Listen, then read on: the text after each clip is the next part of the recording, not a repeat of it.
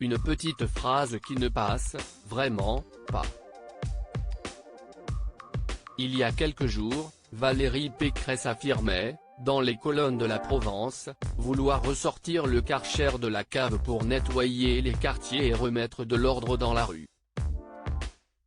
Une référence claire aux propos polémiques tenus par Nicolas Sarkozy, en 2005. Je vais ressortir le Karcher de la cave. Cela fait 10 ans qu'il y est et il est temps de l'utiliser. Il s'agit de remettre de l'ordre dans la rue car on ne donne plus de réponse face à la violence des nouveaux barbares, déclarait alors la candidate des Républicains.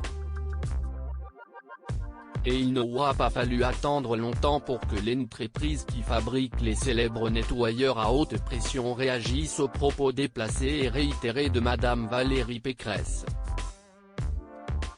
Dans un communiqué publié ce mardi 11 janvier, Karcher a vivement protesté. Le groupe Karcher se bat, depuis des années, pour que sa marque ne soit pas exploitée sur la scène politique française, où elle n'a pas sa place, et s'oppose à ce qu'elle soit associée à tout parti ou courant politique, s'est agacé le groupe, avant de demander aux personnalités politiques et aux médias de cesser immédiatement tout usage de sa marque dans la sphère politique, qui porte atteinte à sa marque et aux valeurs de l'entreprise. Et ce n'est pas la première fois que Karcher prend la parole pour dénoncer les propos de figures politiques. En 2010, le groupe allemand s'était agacé des propos de Fadela Amara, alors secrétaire d'État de Nicolas Sarkozy, qui avait aussi repris l'expression de l'ancien président. Valérie Pécresse veut nettoyer tous ces quartiers. Pour rappel, c'est Nicolas Sarkozy qui avait en premier utilisé le terme Karcher. C'était en juin 2005, après la mort d'un garçon de 11 ans à La Courneuve. Sur place, il avait alors annoncé sa volonté de nettoyer au Karcher la cité des 4. 000 où habitait la jeune victime. Et les propos de Valérie Pécresse émeuvent la classe politique. Notamment Nadia Haye, la ministre déléguée de la ville.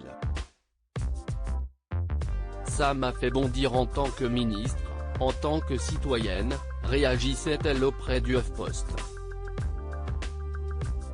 Je suis originaire de ces quartiers, j'y ai vécu 30 ans, ma famille y habite, je sais ce qu'il s'y passe. Je vois le décalage entre ces promesses et la réalité. Là c'est la goutte d'eau qui a fait déborder le vase qui est déjà plein.